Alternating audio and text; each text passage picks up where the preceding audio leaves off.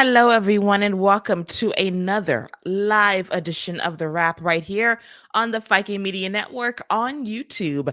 I'm Keila Cash, and we're here today to talk about all things WWE as the road to Survivor Series War Games continues. We are about 4 weeks away from the last major PLE of the year, and we got a lot to discuss. And by my side, as always, is my co-captain, my right hand, the sometimes advocate for the rapidly improving Miss Jada Parker from NXT. I bring to you back on the wrap as always, no longer babyface Scott Young, no longer that babyface that we look at and admire and appreciate. It's now scruffy heel Scott Young back, being salty as ever. Welcome back, Scruffy. Scruffy Shaggy's crazy. I think I'm more of a tweener right now. Okay. But as always, it's a pleasure to chop it up, Keila, and talk all things WWE. I'm excited about the conversation we're going to have. And yeah, I could tell you this, regardless of what I do with my facial hair, regardless of what I do, it will be better than what Kalani Jordan decided to do on NXT today. That is a teaser for things to come. I popped Scott earlier off the air as I was introducing a new segment on the show in honor of Kalani and what she's been doing as a newly established heel on NXT television as the TNA Knockout Women's Champion. I have now deemed a weekly segment where Scott will sit on his soapbox and just basically talk about the pros and mainly cons of Kalani trying to be a heel in a segment entitled Kalani's Corner with Scott Young. He will offer his analysis, his takes, his thoughts on Kalani Jordan on a weekly basis, letting you know why this isn't working. And I, for at least the first week, will co-sign on everything he has to say because, my God, that segment was a hot mess. That crowd was relentless, and her promo was relentless towards me because it was not very good. Yeah. I, a lot going on with that, and none of it was good. So, but we'll talk about it. We'll talk about it. We shall talk about it later on during this episode. Shout out to Fernando, one of our day ones here in the live chat. If you're watching, please join into the conversation. Lots to talk about today. Want your thoughts on several topics as well. But before we get into all things WWE, we got to talk about Scott's trails and trials and adventures to a certain place, a certain crossing he goes to on a weekly basis.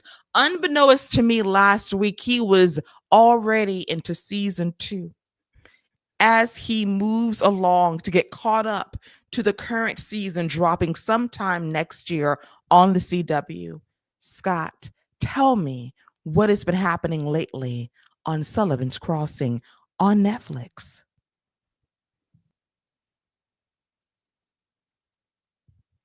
Did Scott freeze just No, I before? mean, I think I almost did, but I heard you. I heard you ask the question. Did I freeze it? Nope, unfroze just when you asked. But I'm back.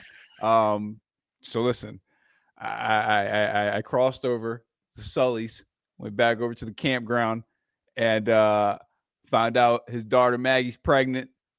She let her and her ex came down for a night. They made s'mores. Now she's having a baby. Um, and Chad Michael Murray, they went on a date. He said he don't want kids. She said deuces. That's where we at right now. So now we're gonna see who's gonna give in first.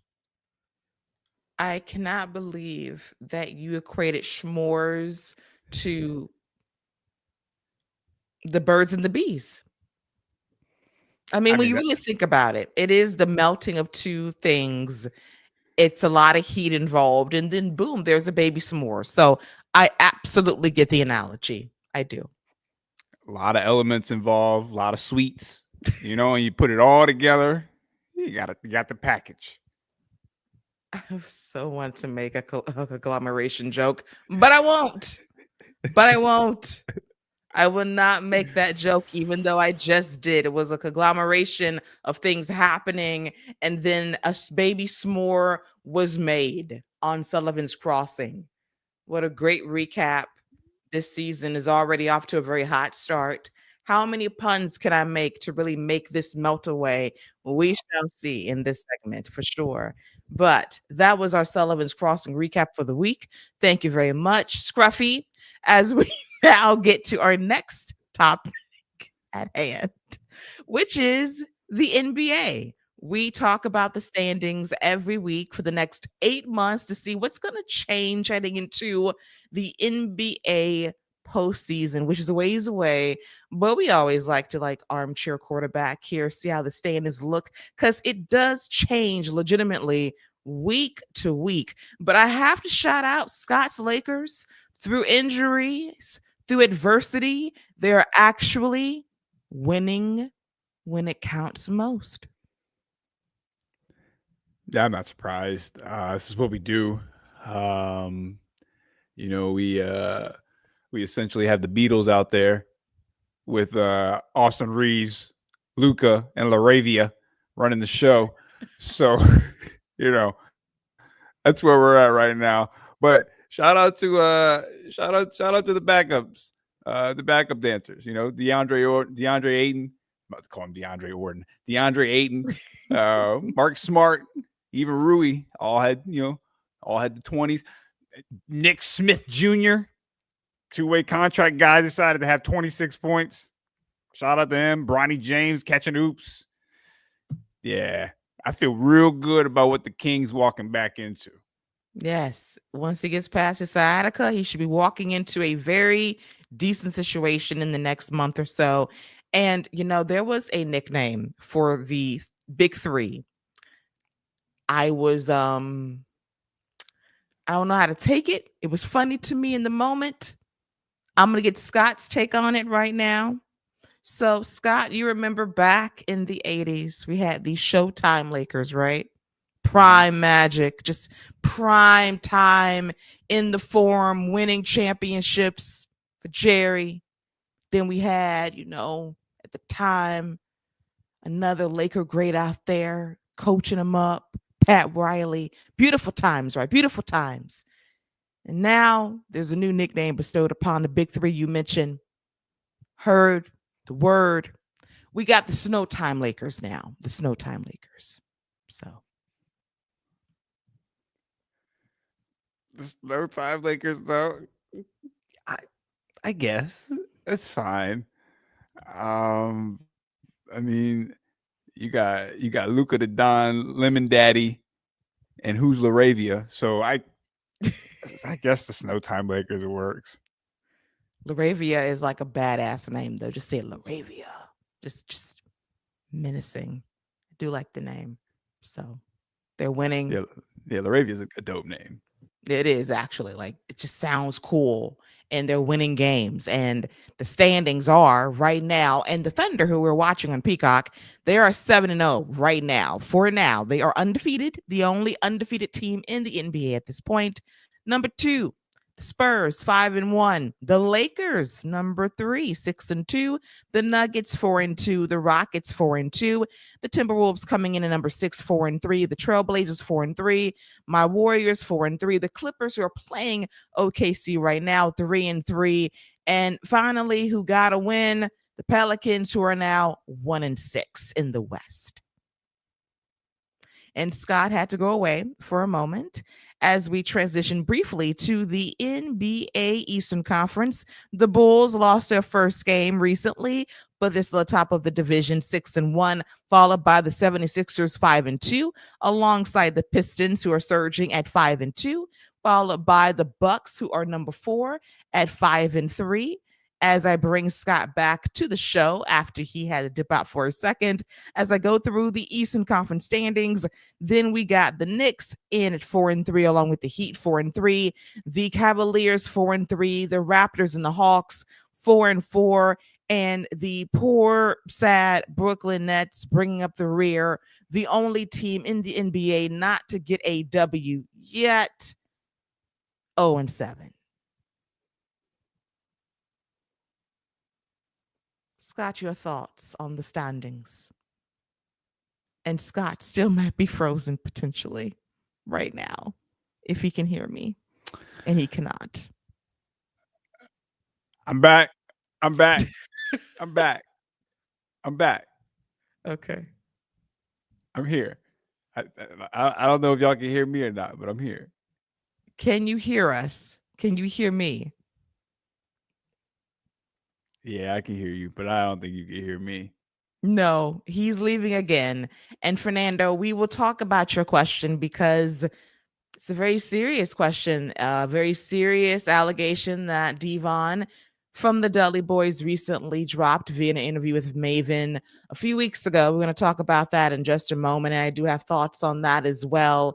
And in the meantime, I just want Scott to come back in, get through the technical difficulties so we can get this show on the road. But I do like your thoughts, Fernando, about OKC repeating once again as NBA champions. Very strong possibility there. I will say the East and the West competitive, definitely open season in the East due to a lot of injuries, and we'll see who comes out on top when the finals come around in June, which is a ways away, but it can come at you very quickly because the season flies by very fast, especially when you get through the All-Star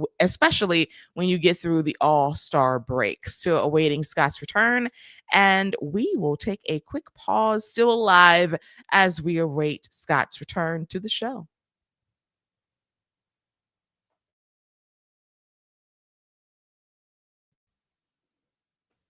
I took an intermission. Is Scott here?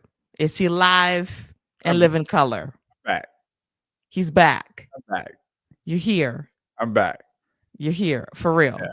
Yeah, I vanished just like MPJ after he left the Nuggets.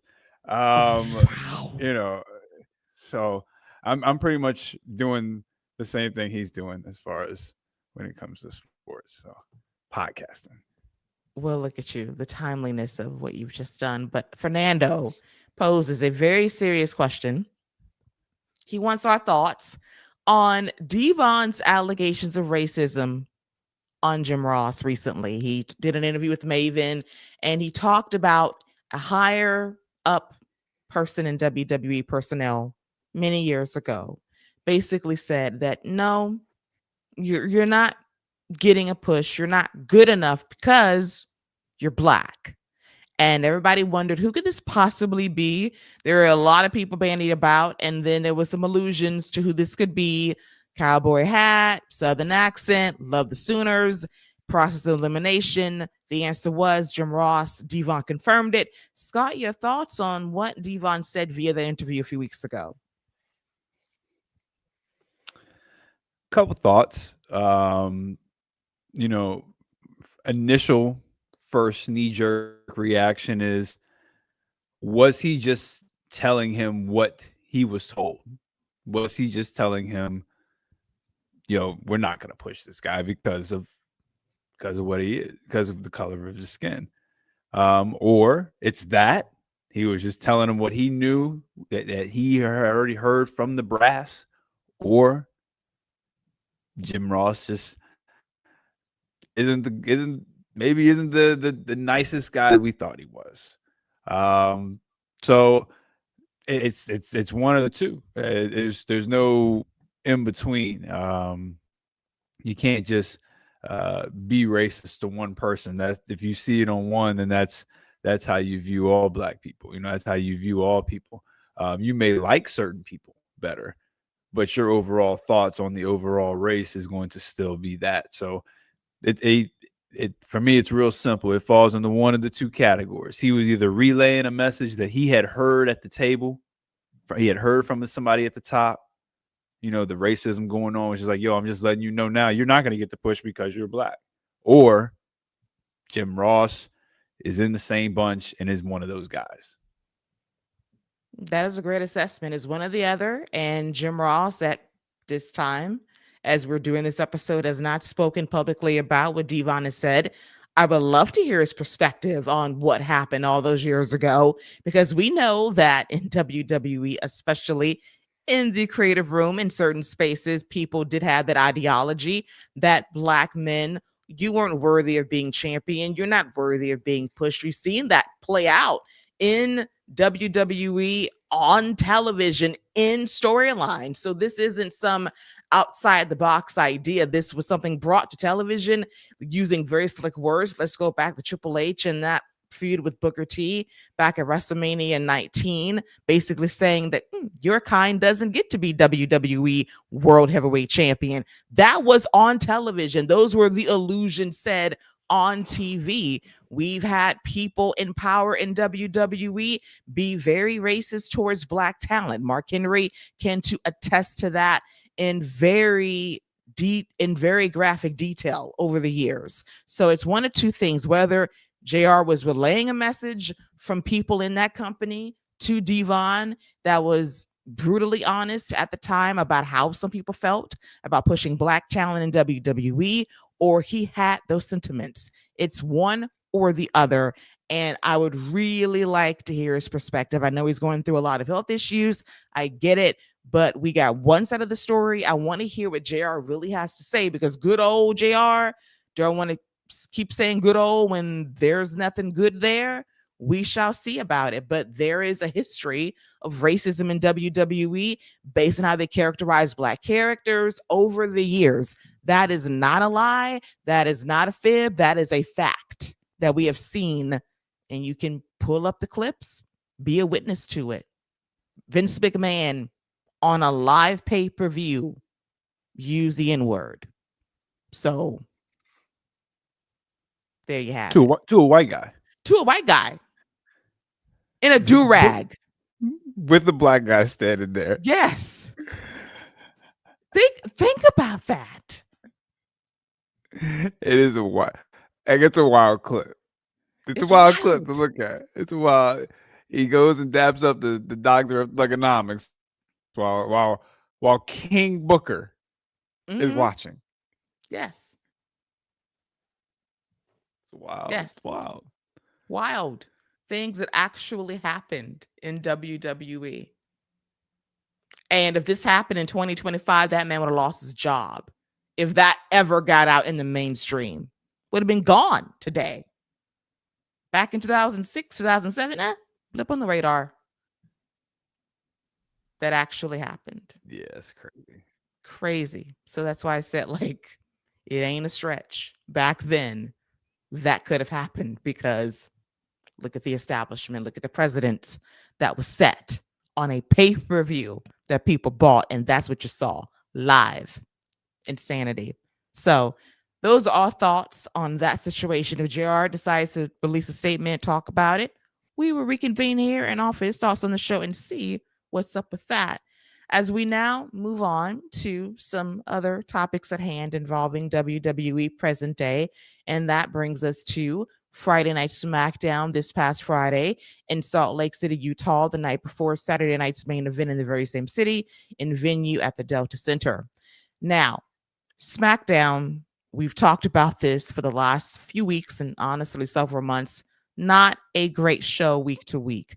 The saving grace for the last couple of months has been the United States Championship Open Challenge, restarted by then champion Sami Zayn, continued by current champion Ilya Dragunov, and he's been the saving grace of this show alongside his opponents. And this past Friday was no exception. Had another great match against Nathan Fraser for the championship, win multiple segments.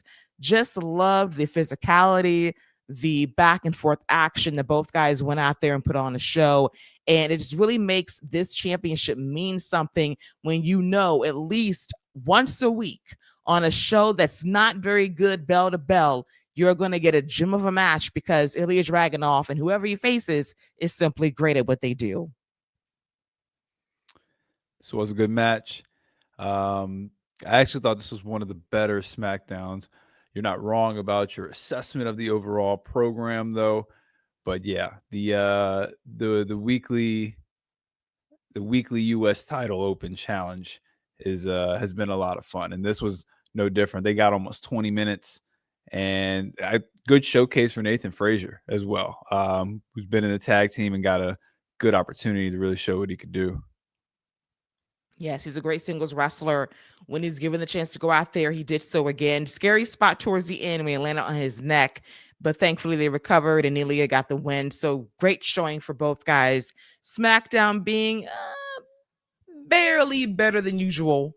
It's just a slog to get through, even at 2 hours now, because this show is ran by an idiot, Road Dog, and AI apparently. But let's get into the greater discussion about that show in particular.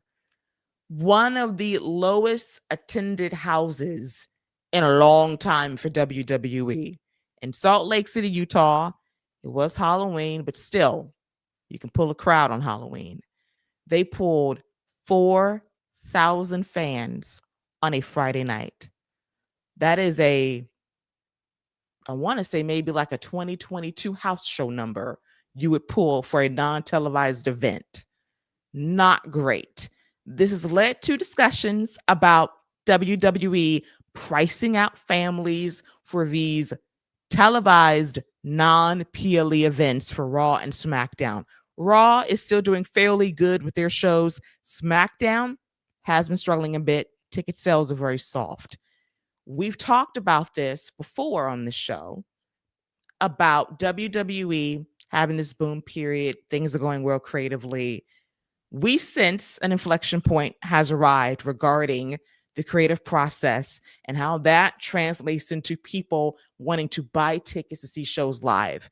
The main PLE shows I'm not too concerned about because people are still buying tickets to Survivor Series, still going to get tickets to the big 3 or 4 PLEs each year for WWE. They will spend money for these shows if it's good. A big test is going to be running it back in Las Vegas for WrestleMania 42 over the 2 nights and expecting people to spend a whole lot of money and running it back in the same city second year in a row. We're going to see how that's going to go. But I want Scott's thoughts on whether or not WWE is reaching that dreaded plateau of fan engagement for these SmackDown shows that could trickle over to Monday Night Raw because families are being priced out. Ticket prices are a little bit too high at this point in time to partake in WWE programming, especially when the creative, in some instances, is very soft right now. So I think there's a lot to that. I don't think it's wrong to say that there are people getting priced out. Like I don't think you can deny that. There's no way you can. The prices are much different than they were a year or 2 years ago. So there's no way you can't say that. So I agree with you on that point.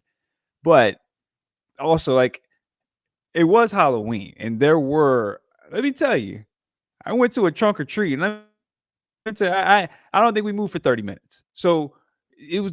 I believe a lot of people were out. Why would the kids want to go to a wrestling show and then go get a whole tub of candy and watch the wrestling on TV? So that doesn't really get to me too much. If it does it again this week, okay. Now we might be on to something. But like when they had CM Punk and AJ Lee, I'm pretty sure that house was almost sold out or close to it. So I know when they came around the Norfolk not too long ago, that place was sold out. Like they still pull the big houses when they need to. But I think this says more to the lack of depth and the lack of star power that's on SmackDown. Look at what you got going on Raw, though, when you talk about the better houses and stuff. They got CM Punk there. Now he's their world heavyweight champion.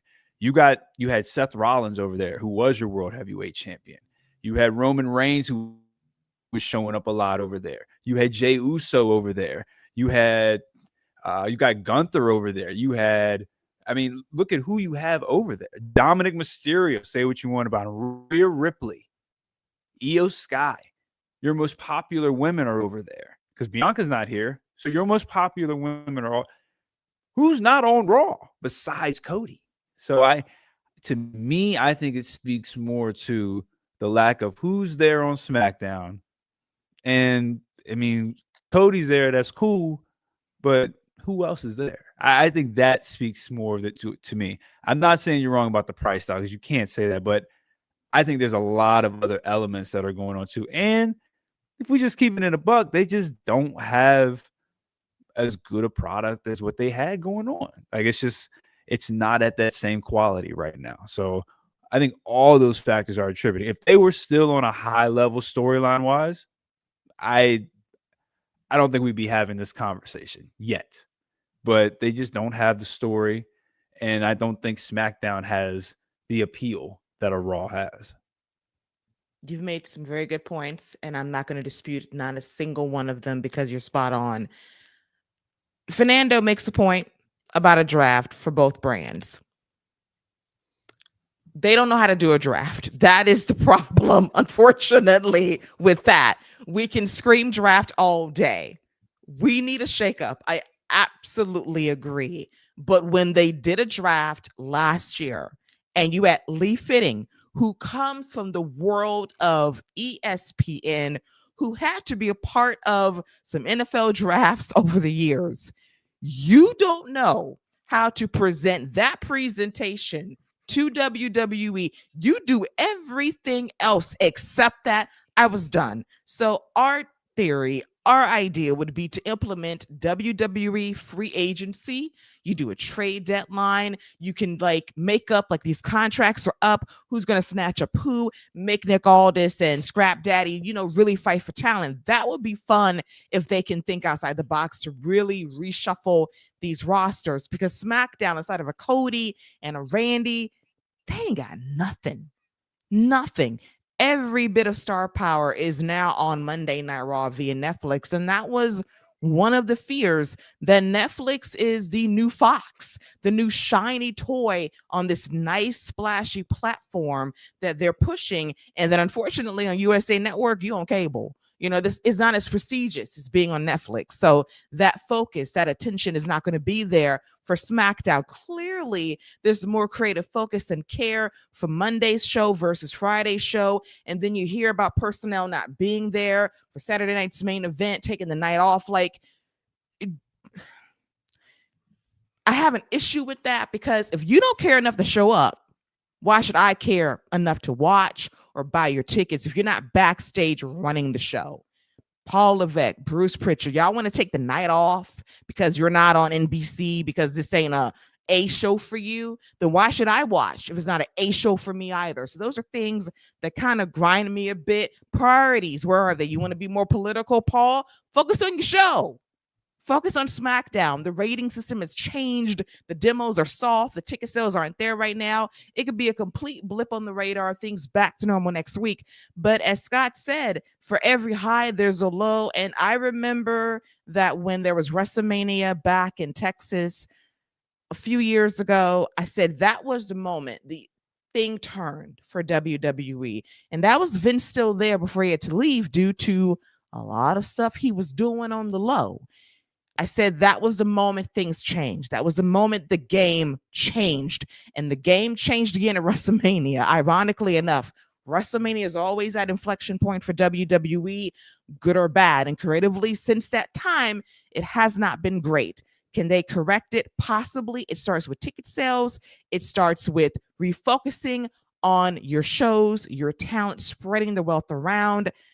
And for the love of God, shake things up and try at least on Friday nights. And one theory that I like to see is possibly, and I know because I like to make money, maybe WWE needs to run mid-sized arenas like they did on Monday Night Raw to maybe change the atmosphere and vibe of SmackDown. Because those big arenas right now, they're not bringing a lot of heat on Friday nights. Yeah, it'll be fine. Everything goes in a cycle, so they'll go through this little struggle. We'll get through it. SmackDown will get a nice story, and they'll get the boost back. So there's nothing you're gonna be able to do about the ticket prices. So now it's just all about being able to get a good story out there. But like I said, I think this week and next week's attendance will be the more telling stories. I'm not really too concerned about a holiday. Like I just could see Halloween being a day where people are like, nah, it was a nice day too. Yeah. Why would I want to be inside? I get it. Fernando, why you got left in my comment? We need a new landscape. We do need a new landscape.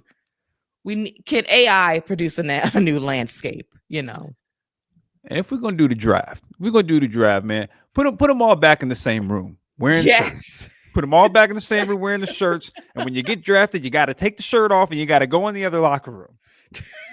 Okay, I want it. I want it back like that. I remember Undertaker got drafted and he was pissed off. Okay, I just remember that man being pissed off. Everybody looking real shook, didn't know what to say. I want that. I want that type of energy in the room. Listen, that clip is all time because he got up, flipped the chair, then he proceeded to kick the door open and walked out. All-time tantrum. It was one of the best tantrums ever. He was pissed off. We need that kind of reaction. You know what? Back in the day, they did shoot drafts. You didn't know where you was going to go into the day you showed up. And then you were surprised. You didn't know where you was going to go. We need that back. We need you to get a little shooketh about where you going to go. Because, these used to be real cold-blooded. They used to separate spouses back in the day. Like, no, you ain't going to be traveling with them no more. You're going to see them every other Thursday. That's how that's going to go. So they did that back in the day. I need some surprises. I need something to re-energize this. Bring back the T-shirts, bring back the ticker. Do something to make this interesting, because last year's draft, that's why they didn't do one this year, because it was terrible. It was dry. And then the fact is, nobody really moved anywhere. Everybody stayed where they were, essentially, which was like, what kind of draft is this? Be for real. Yep. All right. So that's SmackDown. That's our sidebar discussion about where things are in terms of ticket sales and if they can turn things around, specifically on Friday night. Let's now get into a show I was already dragging, which was Saturday night's main event, going down live in the same venue the next night. And personnel decided to take the night off, thought this show wasn't important. And I was like, cool. Triple H wasn't there to take photos backstage. Not my night to be back there taking pictures. So he decided, I'm out. Bruce Pritchard, I'm out. So basically we had Road Dogg and AI running the show, and we need prayers already because please. So we have 4 matches on tap. Our first match is for the undisputed WWE Championship. It was the American Nightmare, Cody Rhodes, versus the alleged new American Dream, Drew McIntyre. Match was perfectly fine. Both guys are very good at what they do, but we knew how this would end. And Cody, once again, used some interesting means to retain the championship. The rules of the match is pretty simple. Drew could win the championship via DQ or countout. If Cody was counted out, DQ'd, he wins the title. At one point, we had incidental contact with the referee. Referee was knocked out for 25 minutes, went to sleep, took a nap. And then in that time, Drew McIntyre introduces the WWE Championship belt. Cody uses it to DDT Drew McIntyre on said belt. Crossroads W. And at that moment, I wondered to myself, how low can Drew McIntyre go? A new low, another loss. Highlander can't come quick enough for him to film. He needs to be off television. Needs to honestly recharge, reset, and maybe come back as a babyface at this point, because clearly this has run its course as a heel. You can't talk shit and keep losing like this. Yeah, it's when you can get the guy. I mean, even Christian beat Randy Orton with a DQ. So if you can't even get the Christian win, we on rough patches. This was set up perfectly for Cody to give a nice little chase. Could have got a nice win back at Survivor Series. But yeah, Drew's just there to put the top baby faces over. And this is what I mean. Now what? Now what you do, Cody? What you got going on, big guy? What are you going to do next? Who's next? Solo? Going back down that road? Like Randy? We've been churning this one for a while. We making butter. I mean, what we got going on right now? So shout out to Drew. He got the bag. He got his world title for 5 minutes, and now we're here. So go get your movie, go chop some heads off, and then when they chop your head off, come on back and get yourself a title. You just said that so graphically. Go film Highlander, chop some heads off, get your head chopped off, come back, win some titles, reset. You know, what's so crazy to me is after you get a bag, you thought like your whole push was going to be different. You get a bag and like it's just the same old, same old. And I'm like, what are we doing here? And then I think they really dropped the ball on his storyline going against the Bloodline. That was good stuff. He was hunting down each member of the Bloodline out for vengeance for what they did to him a few years ago. And I think it's sad because like this dude 5 years ago was carrying this company during a freaking pandemic when no one was there. And I don't think he's been properly rewarded for that ever since. He's had teases at the championship, won the title for 5 minutes at last year's WrestleMania, only to lose it to Damian Priest. And since that time, he had a great feud against CM Punk, culminated in one of the best Hell in a Cell matches ever. But since that time, it's like he's been really not doing much. And it's unfortunate. And, you know, his prime years, they're adding up. He's almost 40 years old. Your body will break down. You're not going to be as fast as you used to be. You're not going to do the athletic things you used to do in the ring. You're going to have to modify your style a bit at some point. And we'll see if he can reset, come back. But do you think this kind of trolling heel gimmick has run its course? Would you like to see Drew come back as something a bit different, a bit more serious whenever he returns to WWE, if that break is coming for him? I think he's found a nice balance between the two, because when you step up face to face with him, he's still Drew McIntyre. Like he still looks like if he wanted to, he could just break your arm in half. Like, you know, and I think he's found a good balance of where he can say something and you're kind of like, yeah, do I want to say something back to him? Do I want to test this bully? You know, you're supposed to stand up to your bullies. Maybe I'll let this one go. Just let him say what he wants. So I think he's found a good balance between the two. Could he be more serious? Yeah, but I mean, how much more serious is he gonna get? So I think he's a good balance. Now, if you want to turn him babyface and have him start clowning him, I think he loses a little bit of his edge. So I just keep him a heel, or just have him attack everybody and just have him have no friends. Be on your Gunther type stuff. I'm here for that. It works for Gunther. He's great at what he does. So we shall see where it goes from here. But decent match to start the show, even though the outcome was predictable. As we get to our next match, which was for the WWE Women's Championship, it was Tiffany Stratton, the champion, with an injured knee, going up against Jade Cargill, the challenger. And this was a one-sided match that basically showed Jade Cargill at her best.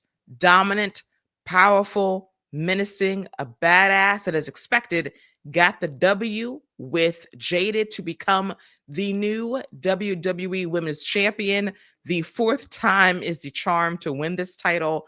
About damn time, long overdue. Thought this was one of Jade's best showings, just being dominant, just being dominant, just being out there whooping ass. Because the first year in WWE, it was selling and learning how to sell and being the babyface in peril and making hot tags and getting your comeback. So it's like, great, that was fun.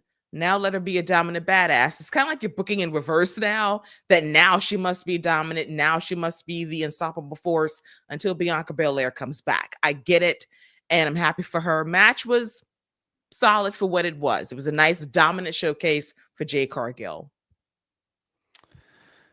Yeah, taffy time's over. And,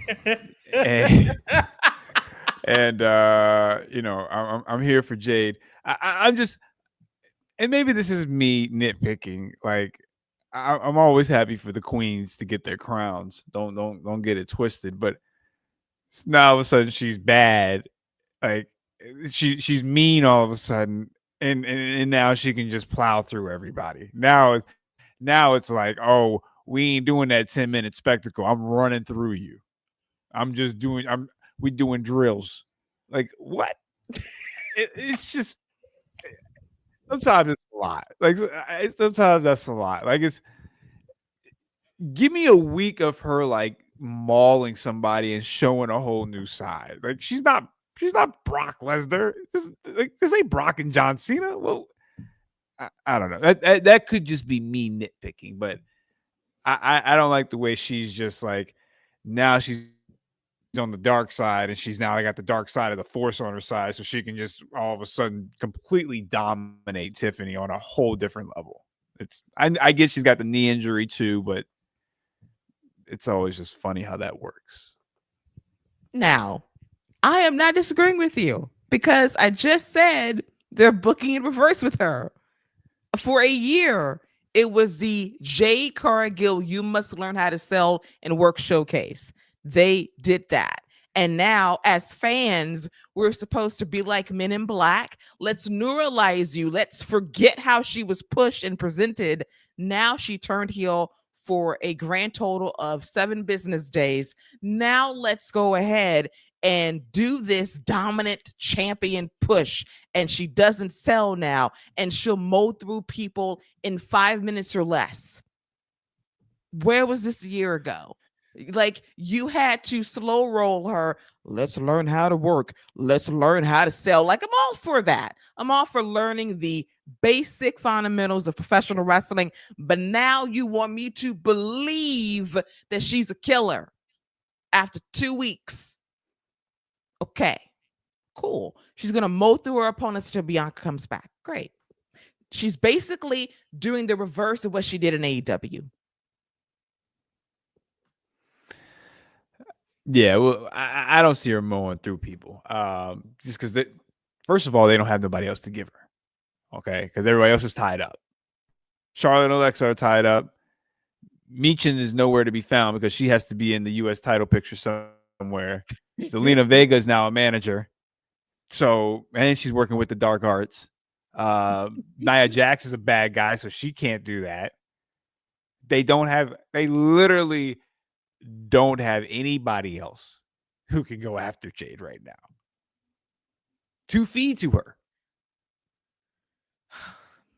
It's a damn shame, man. Nobody is there. I want to circle back on some comments that Fernando suggested from the first match. He suggested Obafemi comes out of nowhere, attacks Cody one day, and proclaims he wants to make history as the biggest debut by dethroning him. That would shake things up. That would make things interesting. Because God knows they need something. Because Cody right now has nobody except Randy Orton. They've been teasing that for 84 years. Oba's interesting. Do they put the rocket on him? I could see them calling him and just having him lose, but I don't think that does Oba anything. So if he's not winning, I don't want it, and I don't see them having him win. Yeah, if you're not going to give me what I want, don't even tease me with the possibility because I don't like half-assed stuff. Not my style at all. As we also scroll down to another comment that was made in conversation. Fernando wants Tony D'Angelo to be Jay's valet just to hear Jade say, Tony, cut the shit again. Will we get it uncensored? Actually, I wouldn't mind Tony D being Jade's heavy. It's not the family representing Jade. It's not the worst idea. Hey, listen, she needs some hitters. She needs a family, maybe. The Don can provide protection and services and assistance.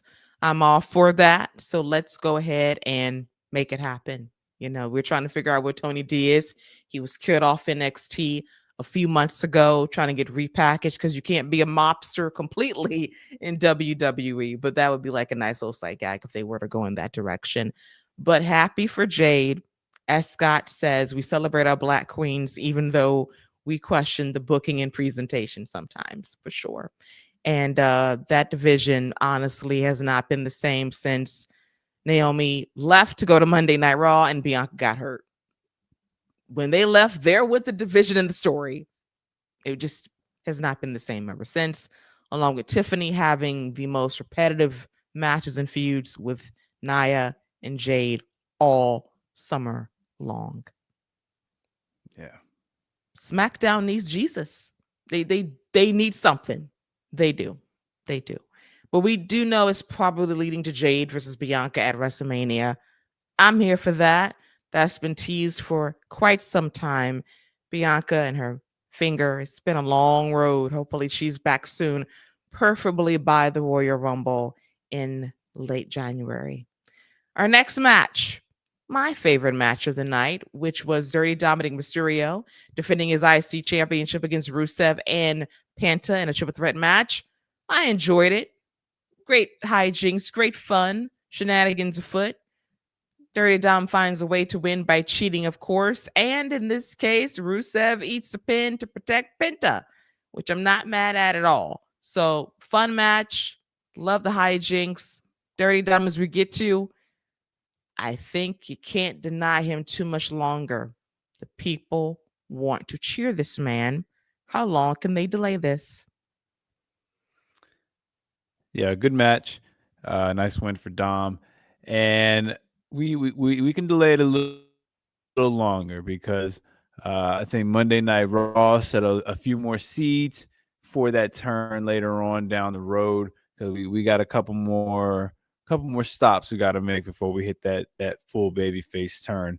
But nobody can turn you back like your father. So we got a few more stops we got to make. Yeah, I will say, as we'll get to later, Ray, it was a challenge for a moment until a turn because they were, yeah, that momentum. I was like, oh Lord, y'all gonna let him really get shit over his daddy? We're gonna talk about that in a bit, but that swell is increasing. And Dirty Dom, I just think he's great. I have many things to say about him later. Um, really good match. Enjoyed it for what it was. Rusev has no heat as a heel at all. Just there, does his job, and then he gets his check and he goes home. Do you think he needs to call Lana up? Said, girl, I need your help. I need a heater, and only you can do it for me. Nah, because I'm not trying to hear Lana talk if she's not talking in Russian. And now that we know that she's not Russian, I'm good. You know what I'm saying? So like I'm straight on that. What I do think Rusev has, I think Rusev and Sheamus could be a really good tag team. I think that somehow should have came out of that. Like Sheamus should just be forming tag teams with people he likes to fight. He's like, you know what? Let's just team up. I think that's going to be his best bet is to find him an Aiden English to come do some entrances for him. They got the TNA relationship going on, so maybe get Rusev Day or yeah. So one of that. But I either think he needs to get a tag team or he needs to go find someone that he can play off of, a straight type of dude that he can play off of. Because what he got going on right now is he's just out there being a guy getting paid, and that's fine. Yeah, pays the bills. Now you're trying to be like me, trying to manifest tag teams. Good luck with that. You know, I'm not going to say what I said, what I've been saying that has traumatized me, but you go ahead and wish and you go ahead and hope that Rusev and Sheamus becomes a tag team and that Sheamus tags with all of his opponents because he's just a badass and he respects his guys he goes up against. I get it. You go ahead and you live that dream for me. I had that dream last year and it was denied to me. It was robbed, but you dream for both of us. Okay. You take that mantle and you try to manifest a dream tag team for us in honor of what I was denied and deprived of last year. I will do that. And while I'm at it, I might mess around and throw a returning Wade Barrett in there. We're gonna reform the League of Nations. Actually, let's not do that. I'm good. Good on that reunion. I am very at peace with that. Okay. Thank you very much. As Fernando notes, when Liv returns, she will be cheered. That's when Dom goes babyface. Possibly. Possibly. Or she could whip his ass for making eyes at Roxanne. Yeah. I I think him and his daddy are gonna come together, and that's what's gonna turn him babyface. I think so too. I think there is going to be like a hallmark moment Yeah. when they reunite and he realizes my family ain't shit. Ain't nothing like blood. Let's hug it out, Dad. I think that is equity and that will be built up beautifully. The irony of the judgment day turning on him and all he has left is legitimately his father. That would get a tremendous pop if they play it right. I mean, like Judgment Day beating him down. Rey Mysterio comes out, saves the day, and they get the mic in the ring, and he's like, "Listen, dude, no matter what happens, you'll always be my son." I mean, like he hits you with that line in the middle of the ring, and they hug. Come on, Yeah. it's a wrap. It's a wrap, and the emotions will be real because they love each other down for Right, real, and they'll right. be crying happy tears. I mean, come on. It's just, it writes itself if you want to do it in that way. And then he can honor his dad and then his other dad, Eddie, by cheating all the time in his matches in a very endearing way. So it's like the best of both worlds if you choose to go in that direction.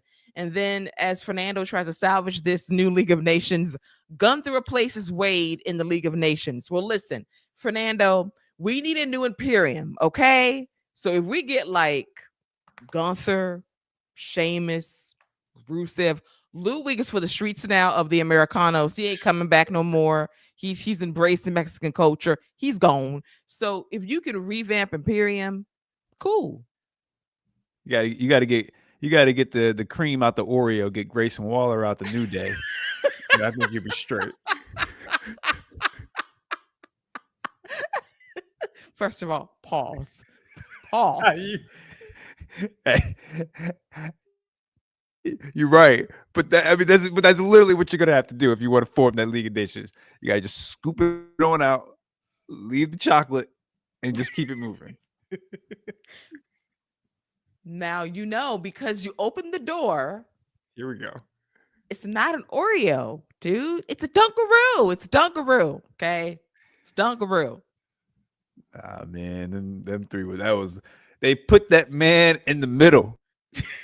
That was an Oreo. Yeah, they literally they walked out and had him fill the middle. It was an Oreo. It was an Oreo. They knew what they was doing. It was very deliberate. It was very in your face. The New Day ain't shit for that, but I'm glad hopefully this is almost over because I really can't with them. Talk about a pointless heel turn in hindsight. What the hell? Well, in any event, let's move on to our main event, which was a polarizing main event, ladies and gentlemen. It was Jey USO, main event Jey USO, and CM Punk for the World Heavyweight Championship. If you tuned in to the first half of the match, my condolences, because it was not good. Now, if you came in for the second half of the match, it was better, I will say, because it went from oil and water to maybe a little bit of water and a little bit of seasoning in the water, as you try to prepare your meal. Wasn't fully complete, but it was decent enough. And CM Punk is now your new World Heavyweight Champion. Jey USO.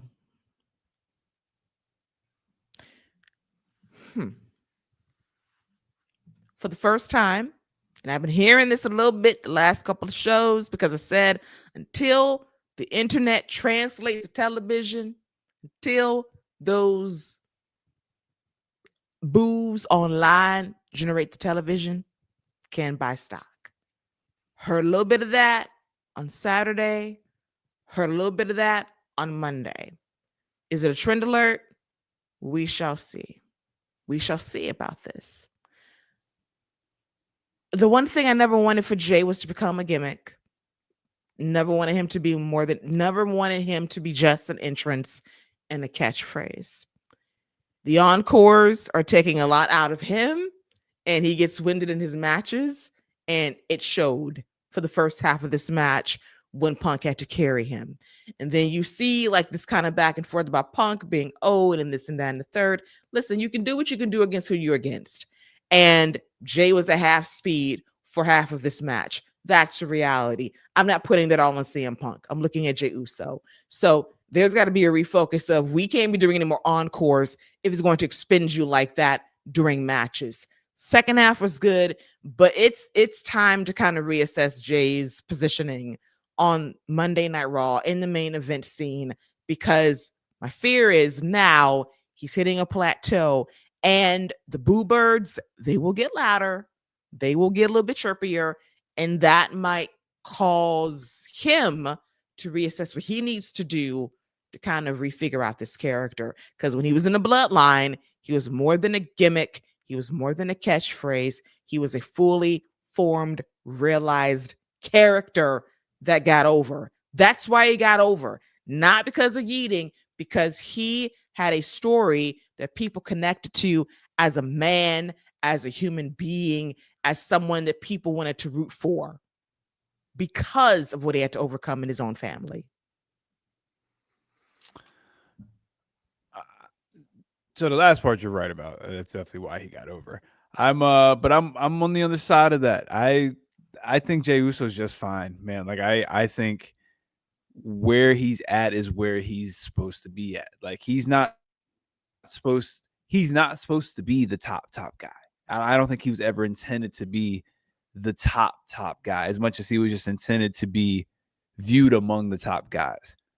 So when you get a big win, like, so now from now on, when you talk about Jey Uso, you're talking about a former world heavyweight champion, regardless of how the reign was or what the reign was. He's a former world heavyweight champion, and they've kept him in that area, that kept him in that mix, kept him mingling among those main eventers, mingling among the top guys. I think they've done a good job of establishing him of where he is. Now, was the match good? No. You won't get me trying to defend the match or defend Jey Uso for that night. He had a bad night, and you can't have multiple bad nights as a main eventer. I get that, but there is still a very organic connection that he has, that people will still believe him when it comes to winning that match. When it came down the stretch, like you said, that back half, people were still into the match. People were believing he could win that match against a CM Punk. And it's because he had already won a title. It's because he had already beat a Gunther. When he put that sleeper hold, when he put that chokehold on, that was people bought into that. So I think they've done what they needed to do to establish another main eventer who is believable, who can take these losses, and people still will rally behind him. Now, what you said about the boo birds, and if it continues in each city and everywhere we go, yeah, we'll reassess and we'll figure out what we're going to do, because I think they're setting him up for when Jimmy leaves, because you're not going to be able to go back to the Usos or anything like that. So they're setting him up on his next trajectory. But I just think as of right now, you hold steady, man. Like he is where he's supposed to be, and I think he's still going to get these great interests. You still see a ton of people out there yeeting. People still want to yeet. People still want to run it back. Maybe not as many. If there's 9,000 there, 8,725 want to run it back. Okay? And you got your 275 in the pocket who like, boo, But I think he's just fine as of right now. Now, we can reassess this in a month and see where he's at. But as of right now, I think Jey's good. He's established where he's at. Great points. We will reassess if it's a trend alert in a month. If 7,250 people yeet and the other 500 sit down, we might have to have a discussion. If 6,000 people yeet and 1,000 sit down, we're going to have a discussion about that potentially as well. If the numbers continue to swing. Reset the AI. Exactly. You got to reset the AI at that point. Reset the co-pilot, see what's going on here, see what we can do to fix that. But yeah, we're going to reassess. I kind of love that because we notice trends. If it starts to happen, we'll talk about it and we reassess. It's a little there right now. Is it fully there? We're going to see. But yeah, not the greatest performance from Jey on Saturday. I cannot defend it because it was not very good. CM Punk tried his very best. He did what he could. I'm not going to put that all on him either. You do what you can with what you have, and it wasn't much, but they did salvage things during the second half of that match, I will say, because the first half was definitely a struggle bus for sure. But before we get to Monday Night Raw, I do want to talk about Saturday night's main event in terms of the presentation. I think they need to stop relying on nostalgia. I really do with this particular show because it feels outdated when they bring back, oh, it was from the 80s and the aesthetic and the music. It's a disconnect with today's audience. And I think they need to overhaul the presentation, bring it more modern. I think that's one of the issues here. Yes, it was a great concept over 40 plus years ago. And it was a time when television was completely different, when you had 30 million people watching NBC. You ain't getting that right now unless it's Sunday Night Football. So essentially, you have to kind of rethink how you want to present this show. Nostalgia is great. I just think there is a disconnection with the presentation and the fans because this fan base, if they're leaning younger, don't remember Saturday night's main event. They weren't alive during the Hulk Hogan era of it all on NBC when it was a top draw. Just kind of reconfigure the presentation of this brand if you choose to trot it out a few times a year, because now you're bumped from NBC to Peacock. And now you got personnel who don't want to be there on a Saturday night. Well, listen, it's a mini PLE. Treat it as such. Revamp the presentation, bring it to the year 2025 and not so much 1985, with all due respect.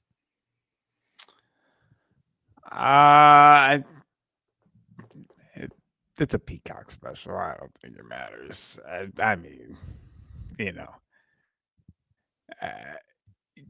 you could be right, you could be wrong. I didn't really notice it. I kind of love some of the old school stuff. Like I love the mics that they The use. mics are cute. They're Yeah, cute. you know, like I like the mics. I like the music. I miss Jesse, but you know, it is what it is. Listen, Jesse said if in a cage match, I ain't gonna talk about it, you know. We ain't got no cage. If I, you know, it ain't nothing old school with it. I'm not there. I ain't there, man. Listen. And then Fernando circles back saying, I don't know. I don't understand why they brought it back to begin with. It's been resurrected so many times over the years before Fox, I will say NBC, dropped it. They did due to poor ratings in the mid 2000s. That is true. They did try to bring it back. I just think the presentation's dated. I love the mic. I do love that. They had to get the old school referee fits out of there. It was just, they need to kind of reassess what they want this to be conceptually. It could be a cool thing. And I know it's on Peacock because they wanted to get out of there dear early, but they got demoted because of that. So now your specials are now on Peacock versus NBC. Just revamp it. If it's going to be a 2-hour show, make it count for something and go from there. And most importantly, be present for your goddamn show, Paul. Be present for your show. Don't take the night off. This ain't like a vacation for you. Show up. Show up. Be present. Stop being at the president's house. Stop that. Focus on your show. Don't let Copilot run everything. Okay? Thanks. Thank you. There you go. All righty. Now let's get to Monday Night Raw, going down live in New Mexico, a different venue for Monday Night Raw, smaller venue, but hot crowd. And I think they need to try that a little bit more often. Get you some more energetic crowds out there, get them hyped, get them into it, and make them care a bit. One of my favorite segments from the show was, as we alluded to earlier, it was Dirty Dominic Mysterio basically saying, I'm the greatest luchador of all time. I am the king of the luchadores. I'm the greatest IC and AAA mega champion ever. No one can touch me. No one's on my level. Then his daddy, Rey Mysterio, comes out. He's back looking good. And we had a great promo exchange. It's like, if this was 2 years ago or even 3 years ago, Dirty Dom would be kind of green on the microphone and he would say things that wouldn't be naturally heelish, just kind of like a try hard. Now he is so comfortable that he was riffing off the dome, telling Ray, hey man, you talking about great luchadors like Blue Demon and Eddie Guerrero and Santos, like, hey, keep my dad's name out of your mouth. Like that was a great line that popped the crowd. Then he called out his dad's mustache, trying to grow facial hair like me, like off the dome stuff. That it got to a point where Ray had to kind of get the crowd back on his side because they were singing Dirty Dom's name during the promo. Ray felt it. Dirty Dom felt it. But thankfully, you had fans like, "No, this is Rey Mysterio. Like, we ain't doing this tonight. We love Dom, but we ain't hijacking this segment." So they got things back on track. And Ray basically said, "As long as I'm here, you ain't the king of nothing. As long as I'm here, you ain't the best Mysterio in this family." And so they went at it.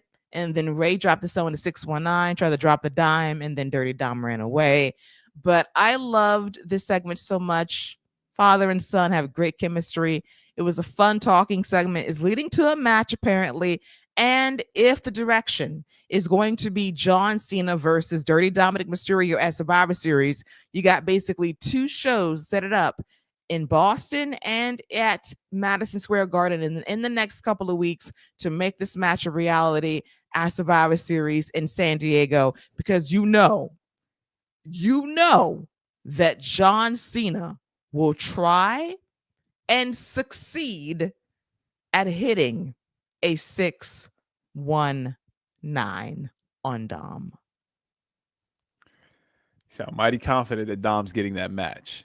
I do. I sound very confident. I think that match is a go. All right. Um yeah, but it's not the 619 that I really want. I want the drop the dime. I want the springboard drop the dime. I want the springboard sentons. Um I want the springboard I want the springboard crossbody. I want the whole luchador repertoire. I want him to walk the ropes like La Parka. I want the whole thing. Yeah, the segment was great. Um, Rey Mysterio and Dom, obviously they have chemistry because they're family, familia. Um, what, what more can you ask for out of a segment with arguably the person on your roster that gets one of the biggest reactions, a returning legend, setting up, I think, a AAA Mega Championship match, which will be big for them. And then if that is the match that Dom gets at Survivor Series, I would expect him to win. That's a big match for Dominic Mysterio, and it's a big opportunity for him. So yeah, big year for Dominic Mysterio in 2025. It's a big year. I think it's a big turning point for him. The fans want to cheer him. That segment, as I said, could have went in a number of directions because you had people singing his name, and Ray was like, "Okay, y'all, like I'm out here. I'm supposed to be the baby face." It was saved by people booing it down because it was like, "Not tonight, guys. This ain't the night to do that." But there, that swell is there for Dirty Dom to be a baby face heading into next year. I think it's a license to print money.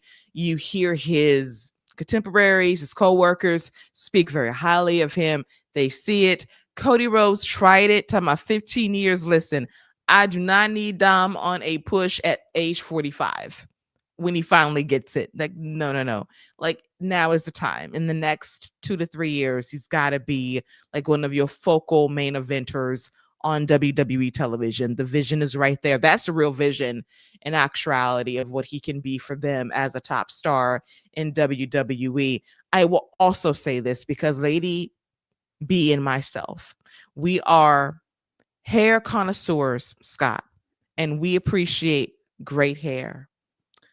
Dirty Dom's hair on Monday was phenomenal. I don't know what the sheen was, the conditioner.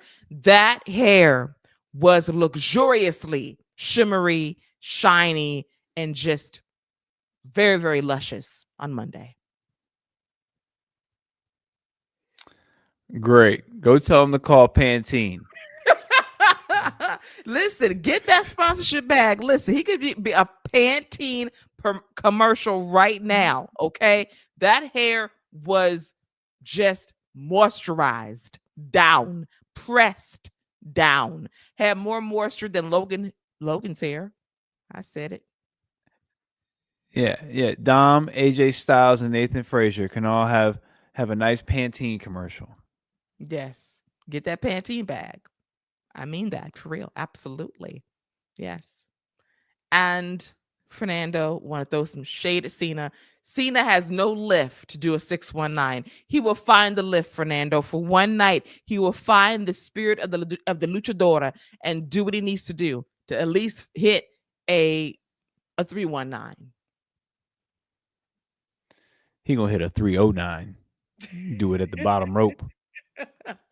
Alrighty. Alrighty. Then another highlight of Monday Night Raw was the Kabuki Warriors versus Bailey and Lyra Valkyria. Very fun tag team match as well. Went through a couple of segments as well. And then what I noticed about this match was the fact that Asuka didn't really go after Bailey physically in this match. A lot of distance, and we want to know why that was happening as Lyra ate the loss, unfortunately. But it was more about Bailey and Asuka not really going at it. There's a story there. Even Lyra mentioned it last week that the Kabuki Warriors didn't attack you; they went after me. So there is a story there as to why they're pulling off on Bailey a bit. We shall see where it goes. And then, of course, when they try to beat down Bailey and Lyra post match, Charlotte and Alexa make the save, leads to a women's tag team championship match next week between Charlotte and Alexa versus Asuka and Kyrie. That should main event Monday Night Raw. And I think that is when the title changes hands. Yeah, Bailey damage control 2.0, except Asuka would be the head honcho in that one. But yeah, that could be interesting.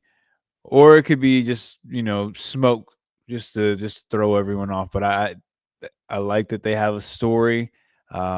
Doesn't involve the title, but the titles are a part of the story, not the main focus. So they've done a really good job with this, intertwining different stories.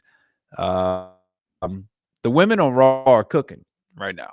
Like let's keep it a buck. I think they've done a really good job with the women's stories for the most part on Monday Night Raw, keeping all the women involved. They got the daggone Raw Women's Champion wrestling on TV. Like, what the hell is going on? So, I I can't say anything but good things about what they've done with the Raw women's roster so far. Yes, the women's roster for Monday Night Raw has been stacked, telling multiple stories. The women's tag team division,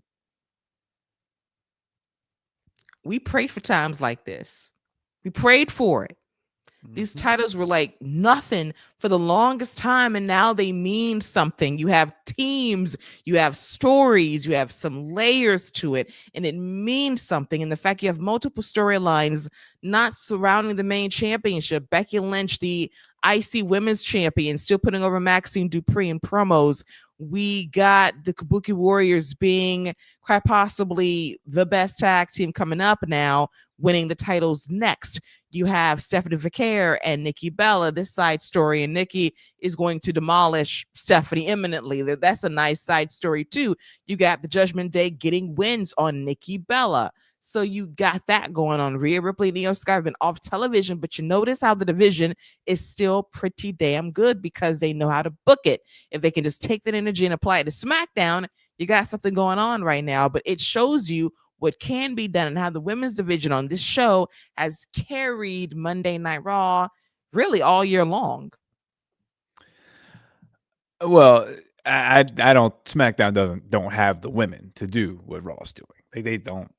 They don't have the depth. They don't have the depth, and they don't have the star power to do what they're doing on Monday Night Raw. Like, if you take Charlotte and Alexa out both shows, that's a huge hit to SmackDown. It's a minor hit to Monday Night Raw. You won't even notice it next week. SmackDown, you're gonna be like, golly, can we get Charlotte and Alexa coming out here? What's going on? Who's out here? Who's here? So again, I think the thing that is being highlighted more than anything is the depth and what each roster looks like and how Raw is just so stacked compared to SmackDown right now. SmackDown, like it's given, we on sci-fi. This what's given right now. We on Yeah. sci-fi. if it was taped and nobody cares. That's kind of where it's at in terms of priority. That's not great. Oh, It's they kind about of to start taping on Tuesdays again. oh God. Oh God. Oh Lord. If they start taping on Tuesday, it's just gonna air it on Friday. You know that's the end of times officially to backslide to that degree. But we shall see. Now let's get to our main event angle of the show, which was CM Punk and main event Jey Uso being back on the same page. Jey wanting to fight alongside CM Punk, Paul Heyman trying to plant seeds of doubt, and it was against the Braun Breaker, and Bronson Reed. Why should I analyze the match that ended just via count out? I'm not going to analyze the blow for blow account when they just ended the match abruptly. Don't care about that. And then earlier in the show, CM Punk did this really long promo segment basically saying, hey, I want to thank a lot of people for this championship victory. I'm calling out people who want a shot at this championship, want to be a fighting champion. And then we get someone to come out there by the name of Logan Paul and his dry hair. And CM Punk is like, God, why are you here? Like, of all the people, Dry hair. drier than the. Here we go. Drier than the Sahara Desert. That's how dry his hair was. Okay. He needed a spray bottle. Spray bottle, moisturizer, leave-in conditioner, shampoo, water, dry. How you have dry hair like that? Just despicable. Dry hair. That's what it was. Tumbleweed hair, just dry. Coming out there, and CM Punk, like me, was offended he's out there. And then Paul Heyman says, get in the back of the line.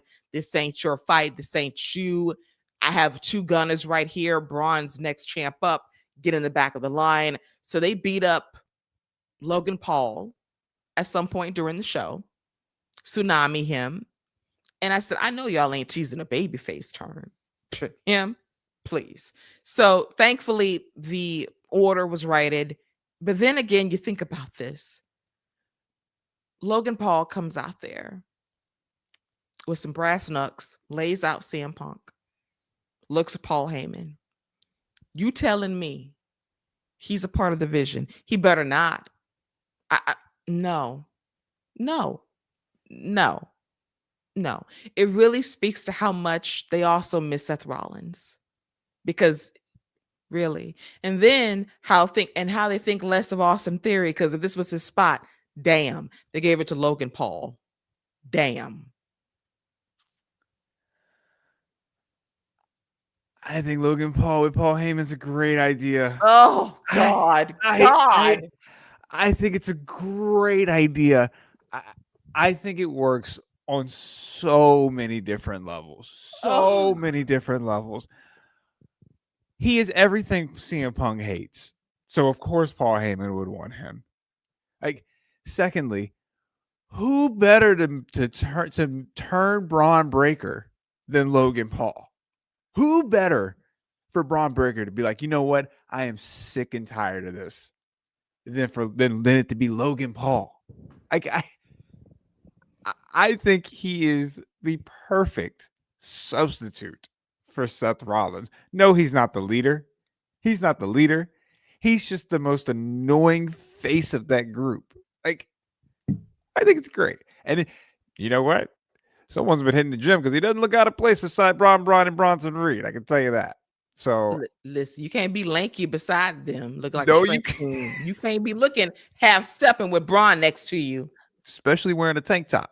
Listen, okay. So my man knew what the assignment was and hit the gym before he came back. He was like, you know what? I need a couple more weeks before I get with those two. But no, I'm here for it. I think him and Paul Heyman would be are a great combination. I need Paul to extract some charisma out of him, just something, because he's dull on the mic. If he can extract something out of him that includes shampoo, that will make me happy, because I just need a little something extra. Braun, I pray, and who Braun I'm talking about, is it Braun Breaker? Is it Bronson Reed? I need one of my Brauns to demolish this man. I need Braun to whoop his ass real soon and then that'll make him even more beloved as a baby face by accident. So yeah, as Fernando suggested, this is for War Games. I do believe that Paul has never been in a War Games, Logan Paul. So I think that he would be great in this element. He can fly off the top of the cage, do some crazy shit, go out there, ball out in a baseball stadium. Do what you must for the love of the game. Just get you some shampoo and some conditioner. Okay. And a perm. A perm? Yes. A perm. No, I don't think he should do Scott. that. He needs a perm. Listen, that hair is struggling. A flat iron won't help. He needs a perm. Yeah. First of all, white people don't use flat irons because that will just tear their hair out. Okay. Hot First comb. of all, hot comb.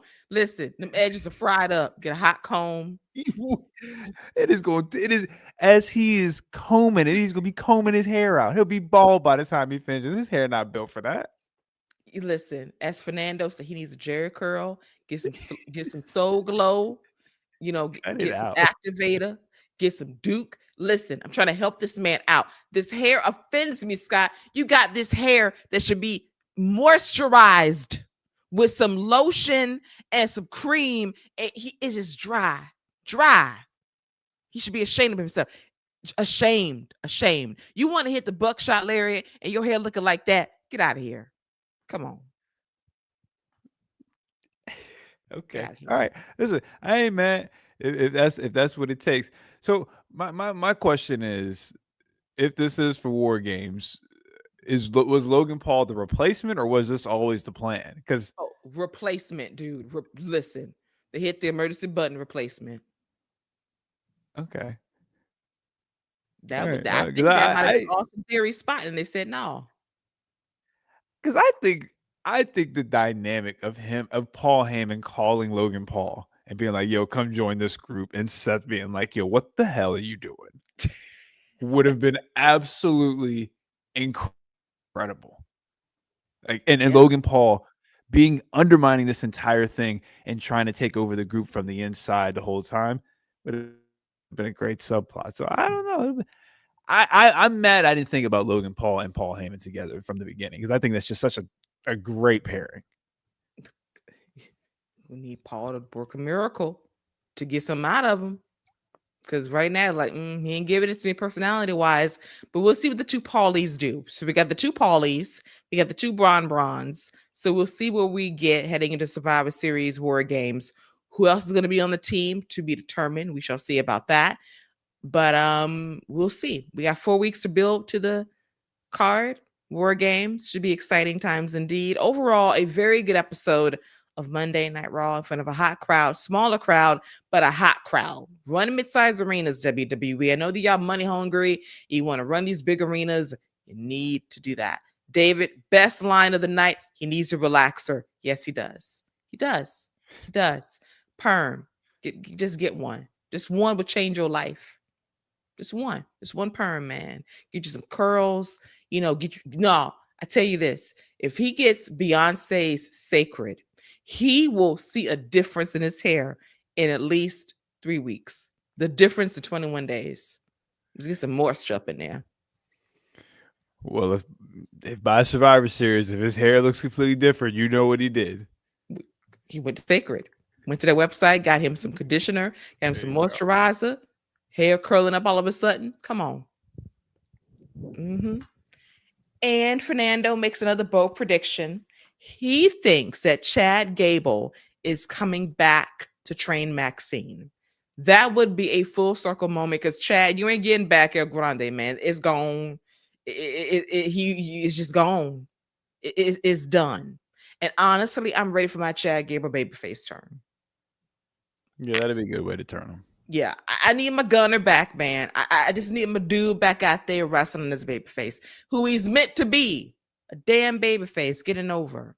And also give me Ilya Dragunov versus Chad Gable. Now that would be awesome. Would love that. Run that. All right, so ever so briefly, let's dive into some NXT talk from last night. A decent show by NXT standards today. I will let Scott have the floor for the debut of Kalani's Corner with Scruffy, Salty, Scott Young. Scott, take it away. There are certain moments in people's lives where they're given an opportunity to explain, to open up, to really let the world in, to give them a deeper look, to give them a better understanding of who you are, what your motivations are, and why. Kalani Jordan, um, she uh she took advantage of that opportunity tonight on NXT, and I came away fulfilled. I came away uh, complete because now I am 100% sure in what I had thought before, and that personality wise, when she's not wrestling, she brings absolutely nothing to the table. Absolutely nothing to the table. Um, One of the worst promos I think I've ever heard from a world champ. This was Jack Swagger bad when he had the hat backwards. This was Michael McGillicuddy bad on NXT. This was one of the worst things I've ever heard. She tried to compare herself to Dominic Mysterio. She tried to compare herself to Cody Rhodes. I don't know who told HBK to do this or why. And then when she came out for her match, she decides to do her little powder toss and then rub her title with powder. I'm just baffled at the things she does. The face she makes, and we got Vic Joseph over here talking about, oh, she's made the dark turn. Like, first of all, she's done this before. Okay, it didn't work out. We tried it again, and I can't do it with Kalani. Like I can't do it. I think she is one of the worst wrestlers in WWE. Like, and I know she's not, but her personality and her talking is so bad to me that I can't do it with her. I can't do it. That's all I have for Kalani's Corner this week. And what a corner it was. I watched a segment and I was like, this is a big test. This is your moment to go out there, present yourself as a heel, cut the promo of your life. And she went out there and it was not good at all. It reminded me of why I hated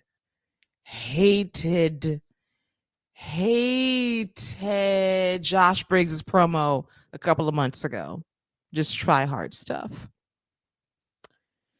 Kalani, she's a talented wrestler. I think the world of her in terms of the potential she has as a wrestler. Character needs a lot of work. Gotta find out that voice. What is it? Who is it? Who you're meant to be.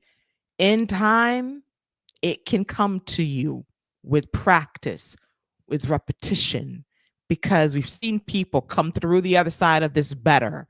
I hope that's the case for her. Now, what I will say is that when she came out there, she reminded me of somebody. She did. She reminded me of somebody. And I was like, if Cardi B had a sister visually. Stop. If Cardi B had a long lost sister somewhere, it would be Kalani, at least in terms of features. Yes. Now, Cardi B would clear her in a promo exchange, but in terms of, like, look, I say, hey, is that Cardi B out there? But she ain't got Cardi B's personality, charisma, swag, none of that. Just zero charisma in terms of being a heel, unfortunately. I think she's got a little bit more Maya in her than a. Yeah, but even Maya. Now, Maya's, come on. I mean, Maya's top tier. Maya's, Yes. you know what I'm Cheddar saying, but biscuits, you know. cheddar biscuits. Stop. Cheddar biscuits. Cheddar biscuits. You just said cheddar biscuits. We talking recipes, franchises. Like like when she walks in, everybody gotta leave, no matter who's in there. Like that's the type of time she's on. Maya, are you kidding me? Maya? Oh, oh, look at you being a Maya. Oh, Like shut hey, down the hey. restaurant, recipes, all that. Okay, I see you. I love Maya back in the day, man. Let me tell you, I ain't gonna hold you. But yeah, I see a little bit more Maya as far as the features go. You know, Yeah, it's like a nice mix of Maya and Cardi. A nice mix of that. I Cardi. just noticed that tonight. I was like, She too okay, soft to be. She too soft to be compared to Cardi. She too soft. if she was the nice, gentler sister, of course she would be Cardi. But like in terms of like bite, swag, charisma, skills, and cut a promo, like no, Cardi got her beat all day, every day. Yeah. Period. So yeah, that promo was a lot. The crowd was very unkind. She made it through though. I appreciate the fact she didn't get rattled. She powered through. She survived, and that is a sign that you can do more if you just try a little bit harder. And She Fernando, did good. She did a good job. She's just really bad. yeah. Now, Fernando, we're gonna freeze this comment from a year from now. Okay, you said that she can be the female Dominic Mysterio in time. Now listen, we do have the rap awards coming up, and I do have several contenders for our Von Wagner award. Okay, and that is a two-way award. You can win it for improving, or you can win it for where you are right now and hoping for the best. But if she could pull that off, Fernando, if she can get to Dirty Dom levels of good, okay, She got to do hard time first. she got to get locked up. She got to get arrested. That's She the first gotta thing. get locked up. And NXT, you can kill somebody. So that's all she gotta do is murder somebody. Yes, so she'll get away with it. Listen, if you throw a body somewhere at like a river in Orlando, like that'll get you cred immediately. You know, that'll get you in the Might get, family. might Truly, get a title shot.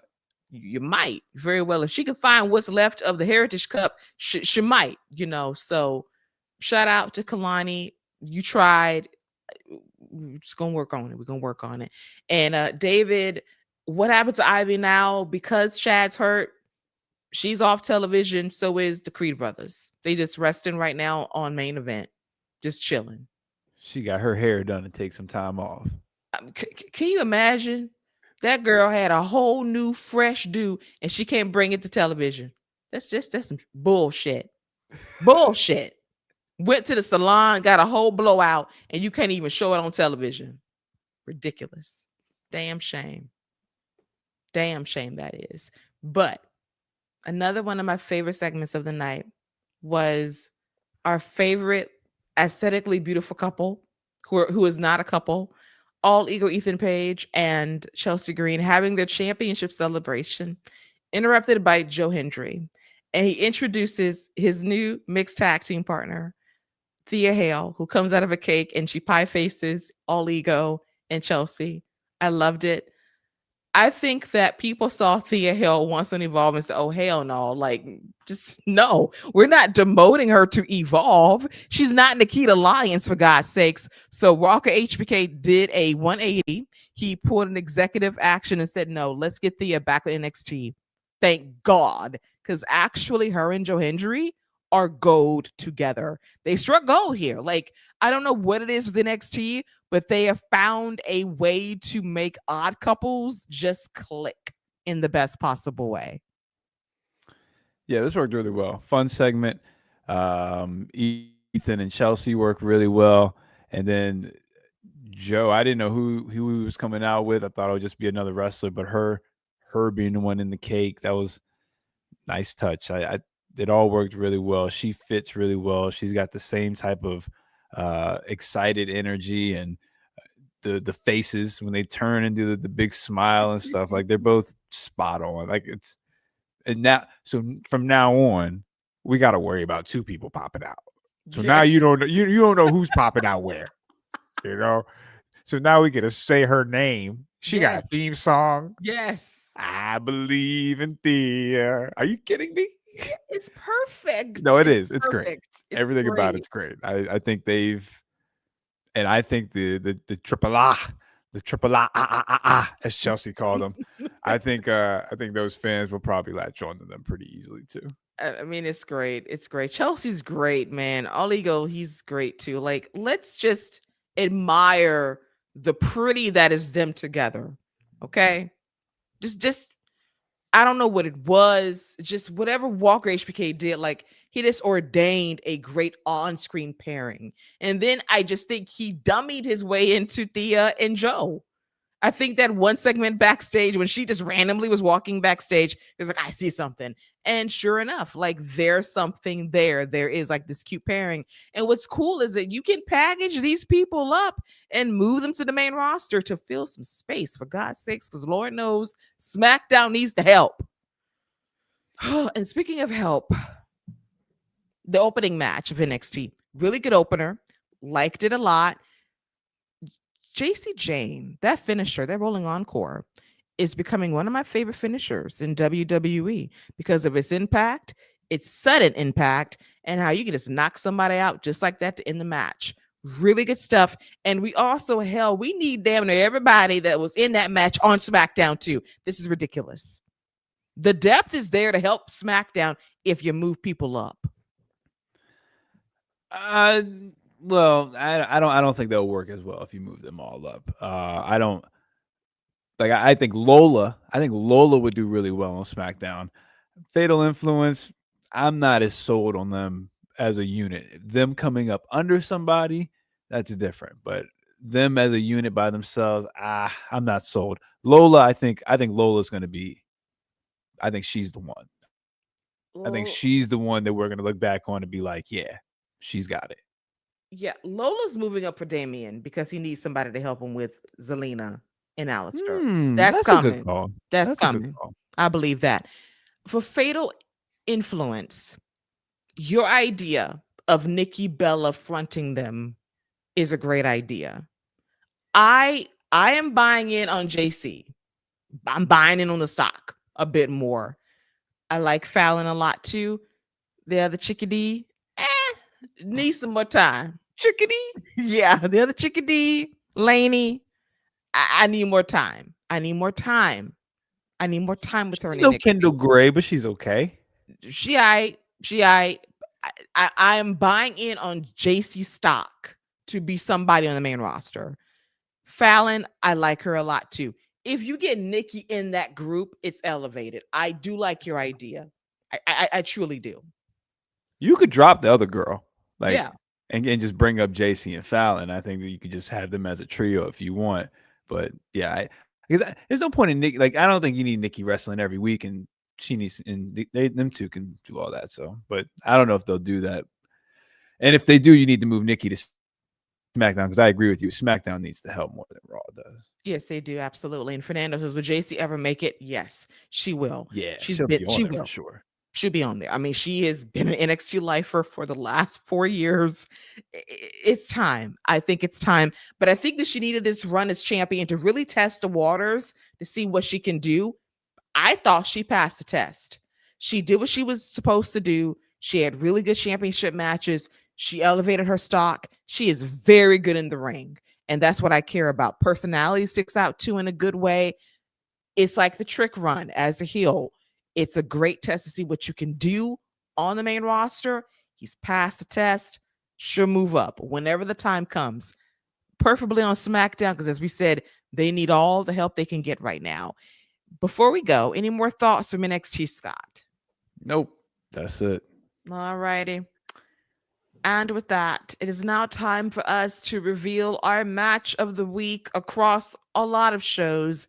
You could be watching Monday Night Raw, SmackDown, main event if you're geo-blocked. Maybe you're tuning in to Evolve to see what's going on there. But Scott, I know that you take this oh so seriously, and you won't pick any of these matches because you're going to go in a completely different direction. Nah, this week I think I will. I'm gonna go with the Nathan Frazier Ilya Dragunov match. Really enjoyed that. I think the worst show WWE puts out every week continues to have one of the highlights of all the wrestling shows. So I'm gonna give them their flowers this week, and I'm gonna let Tony Khan rest because he's having a hard time sweating with the new rating system. So I'm gonna let him go this week. Look at you being a merciful man, showing grace in this time and being honest in your match of the week, which I agree with as well. Ilya Dragunov versus Nathan Fraser for the United States Championship. Shout out to both guys putting on a show and trying to wake up a sleepy Salt Lake City crowd on Halloween. Shout out to you guys. And with that, that is a wrap for this week's episode of The Wrap right here on the Fight Game Media Network YouTube channel. Thank you for joining us as we talk all things WWE as the road to Survivor Series WarGames continues. I want to thank my co-captain, Salty Scott Young, for joining me to discuss all things WWE. Thank you for having me, Keila. As always, it's a pleasure to chop it up and talk all things WWE. I look forward to the week that we got coming up with WWE. Next week, we got a couple weeks, we got the Gold Rush. We got a big week next week with Trick and that Last Man Standing. I'm putting my money on Trick, by the way.